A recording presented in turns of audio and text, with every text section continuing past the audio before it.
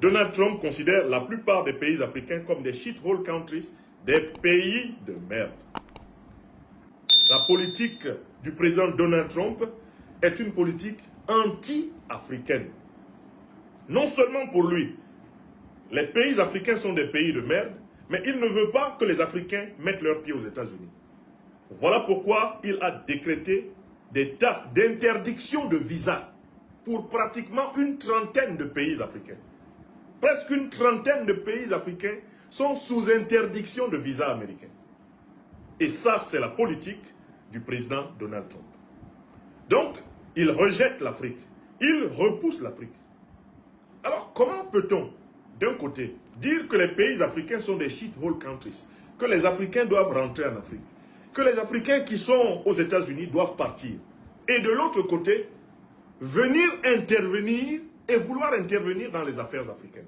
Voilà ce que j'appelle la contradiction morale, la contradiction idéologique de Donald Trump. Il ne veut pas de l'Afrique et il veut de l'Afrique. Cela n'est pas possible. D'un point de vue logique, on ne peut pas à la fois dire que A est non A. A est A et A n'est pas non A.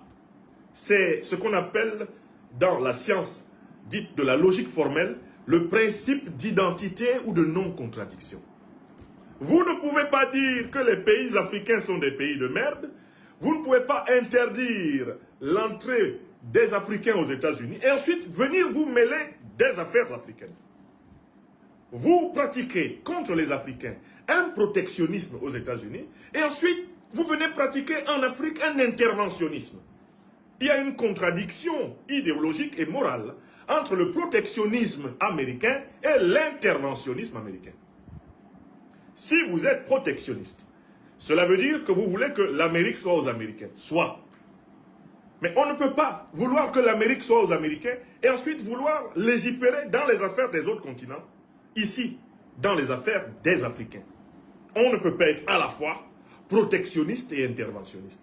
Si tu es protectionniste, ce que tu dis, c'est que tu ne veux pas qu'on se mêle de tes affaires. Mais si tu ne veux pas qu'on se mêle de tes affaires, tu ne dois pas non plus te mêler des affaires d'autrui. Ne faites point aux autres ce que vous ne voudriez point que les autres vous fassent. C'est la règle d'or. C'est la loi de la réciprocité que Donald Trump ne respecte pas. Il a un mépris total pour le principe d'identité, le principe de non-contradiction, et il a un mépris total pour le principe moral de réciprocité. Ne faites point aux autres ce que vous ne voudriez point que les autres vous fassent. Donald Trump, lui, il fait aux autres ce qu'il ne voudrait pas que les autres lui fassent. Il intervient dans les affaires africaines en interdisant aux Africains de se mêler de la vie américaine, en interdisant aux Africains de participer à la vie américaine.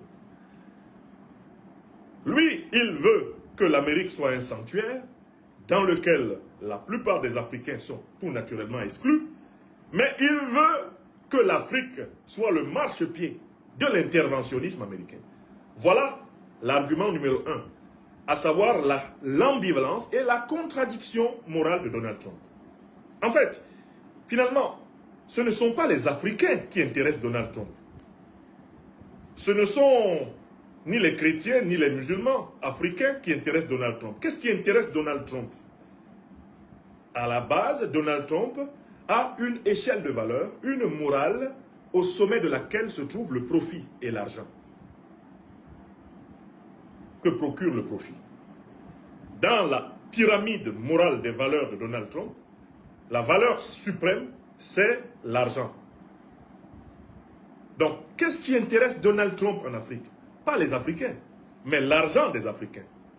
Comme le dit l'homme de la rue en Afrique, les gens n'aiment pas les gens, mais ils aiment l'argent des gens. Donald Trump n'aime pas l'Afrique, mais il aime l'argent des Africains.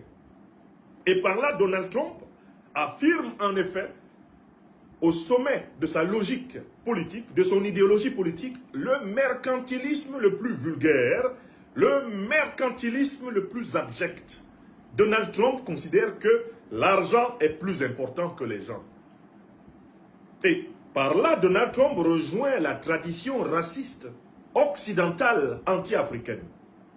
En effet, le terrible régime de l'apartheid, qui pendant plus de 100 ans pratiquement, a eh bien, commis des crimes de guerre, des crimes contre l'humanité, des crimes économiques contre le peuple africain en Afrique du Sud.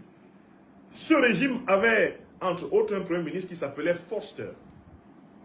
Et ce Vorster a dit un jour une chose, que Donald Trump, en fait, in fine, est en train de nous redire. Vorster a dit que l'Afrique sera un paradis pour l'homme blanc lorsqu'elle sera débarrassée de tous les Africains. Voilà les propos du grand raciste sud-africain Vorster, Premier ministre de l'Afrique du Sud sous l'apartheid. L'Afrique, disait-il, sera un paradis pour l'homme blanc lorsqu'elle sera débarrassée de tous les Africains. Ainsi, pour le racisme impérialiste occidental, l'objectif est très clair. Éradiquer la population africaine pour s'emparer des richesses et des terres de l'Afrique. Donald Trump s'inscrit dans cette tradition odieuse, criminelle. Il s'inscrit dans cette tradition immorale, abjecte, inhumaine. Il est intéressé par l'or, le pétrole, le manganèse, le gaz, le bauxite, le lithium, l'uranium. Il est intéressé par le bois, le café, le cacao, le coton. Il est intéressé par le bauxite, l'aluminium. Il est intéressé par les richesses africaines. Il en est avide. Il est habité par une cupidité sans borne. Son ambition est de mettre la main sur les richesses africaines. Mais pour cela, précisément, il ressent, Donald Trump, comme Vorster, le besoin de se débarrasser des Africains. C'est donc la continuité du projet d'une Afrique sans les Africains qui est le fondement de l'interventionnisme de Donald Trump en Afrique.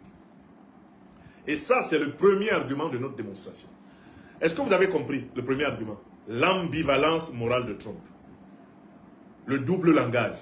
Je ne veux pas l'Afrique, mais je veux les richesses de l'Afrique. Je ne veux pas les Africains, mais je veux les richesses des Africains. L'Afrique est un continent de merde. L'Afrique est un réseau de pays de merde. Mais je viens dans ces pays de merde avec mon armée. Je viens dans ces pays de merde que je rejette avec mes navires de guerre.